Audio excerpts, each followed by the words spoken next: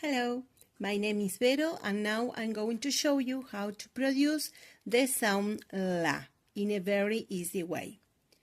First, put the tip of your tongue near the alveolar ridge just behind your upper teeth.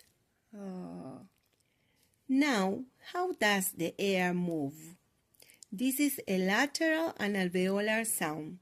So, the air escapes from both sides of your tongue. Listen carefully. Light, yellow, hello, ball. So, according to voicing, last sound is voiced because the vocal cord produces vibration when you make the sound. See you next time. That's all. Bye.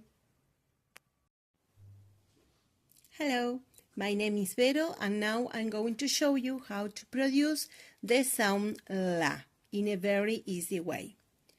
First, put the tip of your tongue near the alveolar ridge just behind your upper teeth.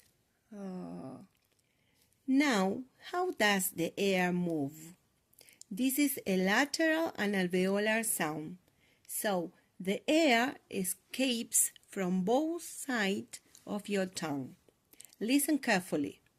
Light, yellow, hello, ball. So, according to voicing, last sound is voiced because the vocal cord produces vibration when you make the sound. See you next time. That's all. Bye.